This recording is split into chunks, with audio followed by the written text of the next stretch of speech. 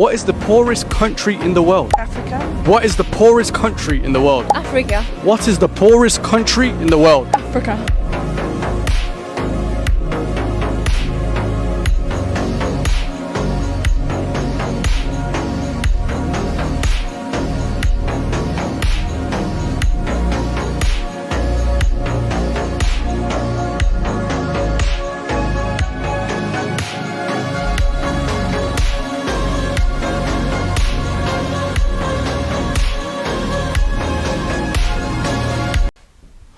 Yo, so we back in here for another edition of F-ya-Motha, and I hate making this them versus us type deal, but there's a high level of foolishness and ignorance around the world. One, the fact that all these people, European, had the audacity to say the poorest country in the world was Africa.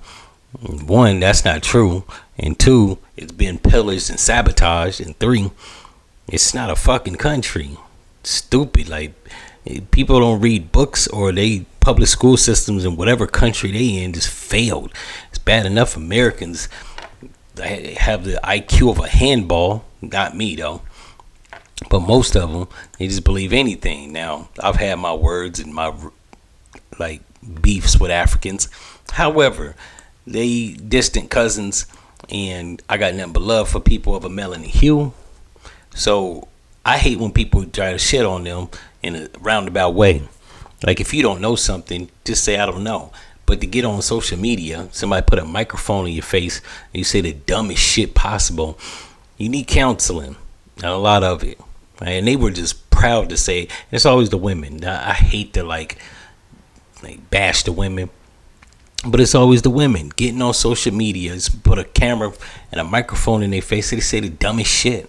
Like, oh, Africa. When Africa is comprised of 54 countries. It's a continent.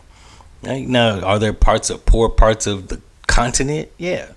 Places like Tanzania or South Sudan or Somalia. But you got places that aren't messed up, right? Where they're managing the resources and the government isn't corrupt and they're building out infrastructure or have built out infrastructure.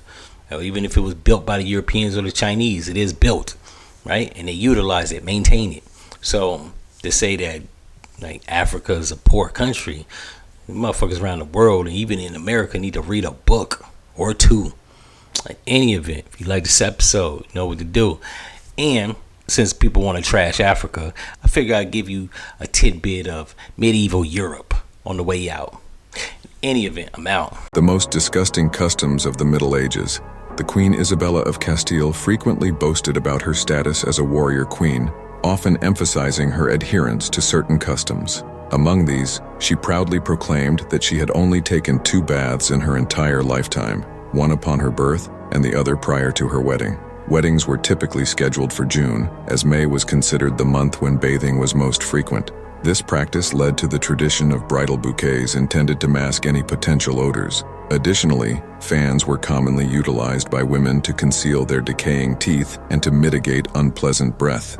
Hair should be as long as possible, and the more oily, the better. Tiaras and hats were also usually used to hide lice and prevent them from falling into food. During this era, the state of one's teeth was indicative of wealth, with rot and yellowness signifying access to expensive commodities like sugar. Furthermore, there was a belief that excessive washing of a woman's private parts could lead to infertility, so she had to live with that odor.